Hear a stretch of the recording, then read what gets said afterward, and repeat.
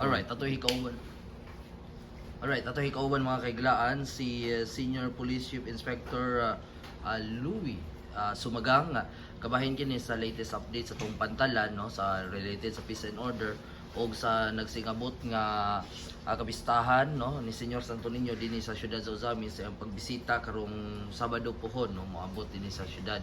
Una na na kuha na to sa iyang pagpanimbaya sa itong mga suking tumatan-aw si Sir Louie mayong adlaw. Mayong adlaw sa tanan kaninyo no sa atong mga sumusunod na nganing tong mga media sa Misamis Occidental. Mayong adlaw pod sa atong mga leader sa atong probinsya no sa pamunuan ni Gobernador Henry Waminal Sr. kay ang anak nga si atong halangdong mayor sa dinhi sa siyudad sa Ozamis, si Mayor Indy Waminal Jr. Sa atong congressman Honorable Ando Waminal. Sa tanang mga nagsunod nianing programa sa Sinso Ozamis o sa atong probinsya, mayong buntag sa tanan, sa tanang mga pasahero nga magbiyahe diri sa atong probinsya, mayong adlaw sa tanan. Okay. Sir, kuha na pong update kung unsay mga preparasyon no, sa pantalan sa Ozamis karong Sabado kay una man yung dungguan sa to ang Blaan Bata replika ni Senyor Santo Niño gikan Cebu dinhi man jud sa pantalan unsay mga preparedness sa to na gihimo nini. So daghan tag buhat nga pagpangandam no alang sa pag-abot sa Senyor Santo Niño gikan sa Cebu.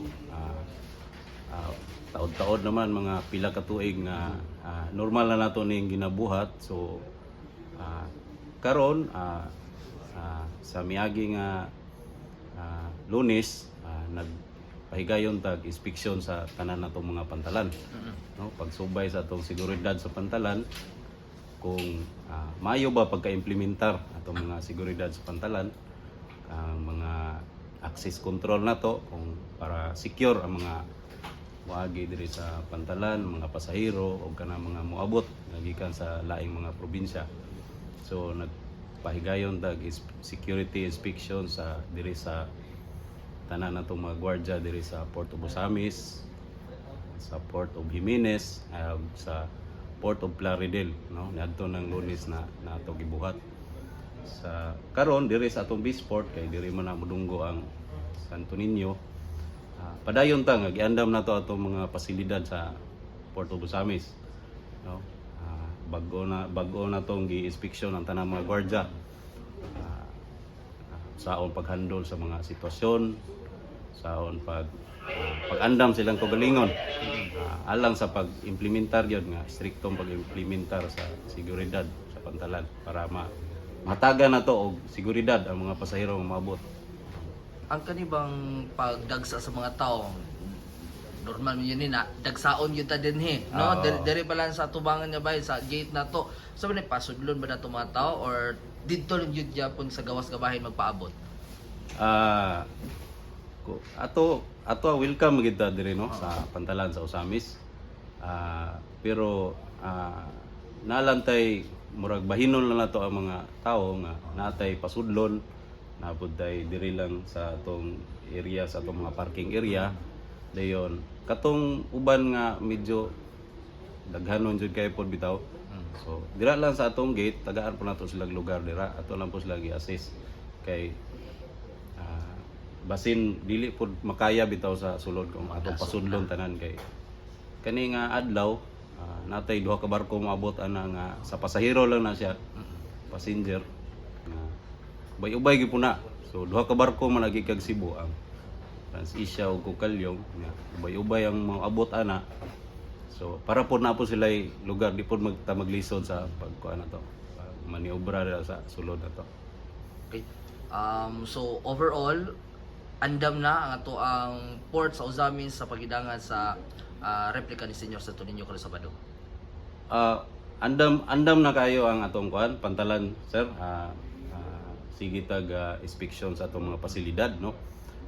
Gani gabi natay mga kuan dira gipa-repair na to kay para hayag plastar kay sayo ra ba na maabot na atong barko. Dayon kaning napod tay mga coordination na gikan sa katedral, no, sa Immaculate Conception na to.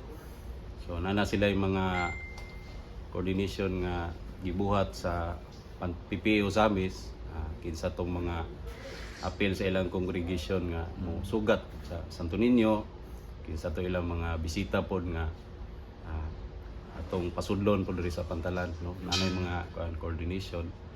Dayon ang napoy mga ubang mga agency nga mutabang sa atoa. So nagpadala na po coordination ang atong Navy Reservists, no? So andam sila mga naka-uniform po ni sila kuan sa panguna ni kuan ni itong ilahang hipi sa ilahang reservist nga command. So far natay mga nami kuan pod mga sakyanan, no, ready na, no, na amo na lang giandam pod para mo-assist pod pagabot sa pasahero. So atong mga gwardiya atong nang gi-briefing unsay pang buhaton nato regarding sa paghandle sa mga pasahero. So murag so far okay na kayo, no, nasabot na po namo ang na-arrange na po namo ang terminal kay kaso na yung mga bisita na to, labi na gito tong mga kuan na to, mga aktibo dire sa atong kuan local government. So atong mga naapod tayo mga dignitaries na muanhi ba. So natay terminal nga kaso ulan, kaso arrival na to sa barko ulan. So okay na dira atong bag-o nga terminal po. Okay. Okay, sir. Kalimod, way ubay ko ang mga tao nga magpuyo sa Santo Niño. Then, unsay mga safety measure nga inyong pagkahimuon din sa atong Pantalan? Kung